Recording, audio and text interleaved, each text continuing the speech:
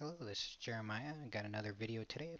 So I had a request for somebody asking me how do I make my own personal website on UMD.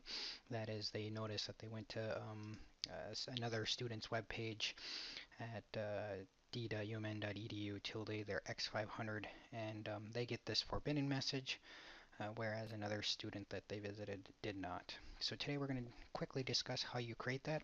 What I'm not going to go over is web design or how to style or design your site.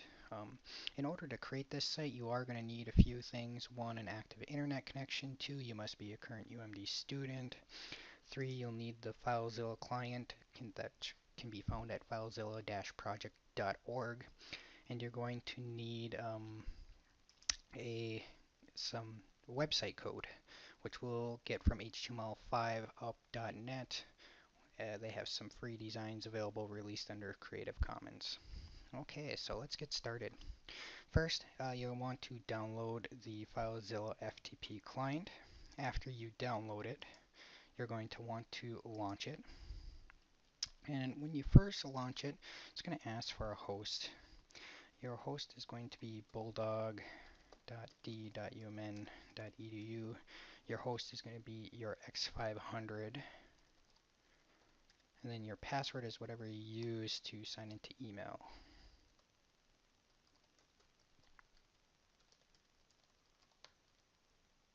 And then we're going to use port 22 for secure FTP.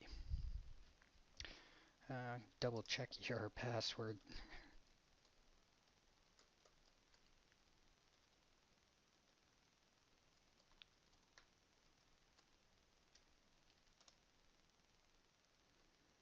So after you successfully authenticate, you're going to get into your remote site, which is going to be where you're going to upload your web files to create your site.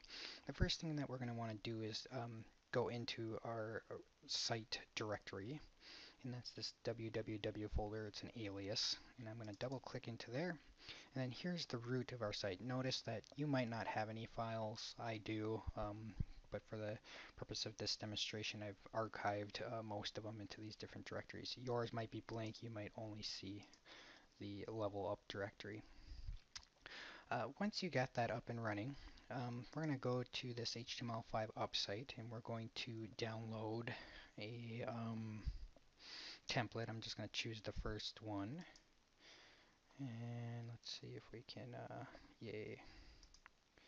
I'm going to show that. And I've downloaded it to my downloads, but I'm actually going to move it to my desktop. Then we'll want to extract our recent download.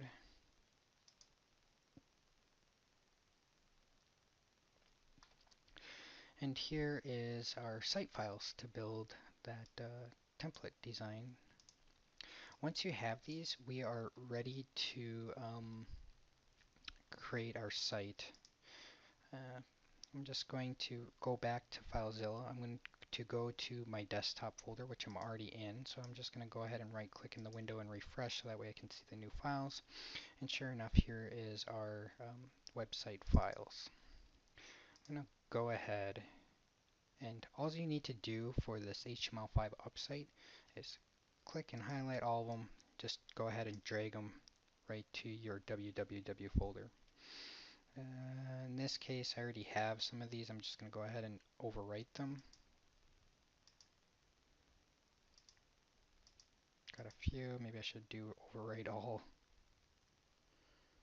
Apply to current queue.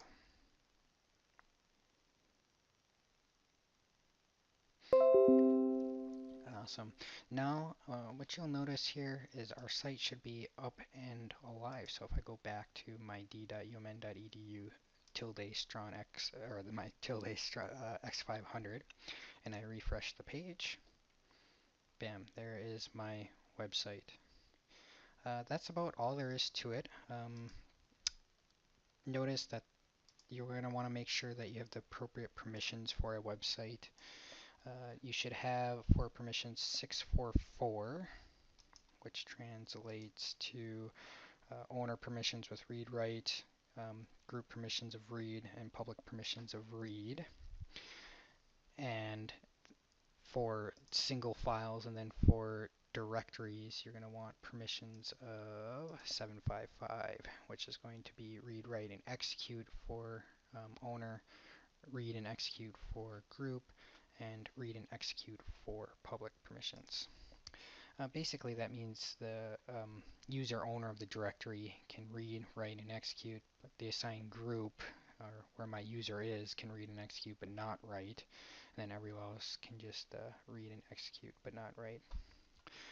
We'll go ahead and edit the site. I know we said that we weren't going to necessarily talk about it, but let's go ahead and edit the site a little bit.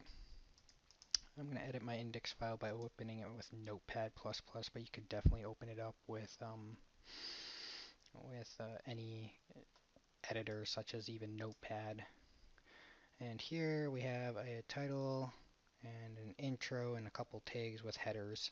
All I'm going to do is change the title to my site, and then maybe change this as the first header here. I'm going to change to my name. Then I'm going to save it. Then after you successfully save it, you'll notice that your changes don't replicate here right away. That's because I have to re-upload over it. So let's go ahead and do that. Just going to take the page that I changed, which was index.html, and drag it right over to our website directory, and I'm going to choose the override option. It's going to say successful. Now when I refresh my page here, we got the title bar changed, my site, and the header changed to this is me. Hope you found this video informative. If you did, please give the thumbs up. It gives me a little boost of motivation, as these videos, as easy as they sound, are not always easy. Okay, thanks for your time. Bye.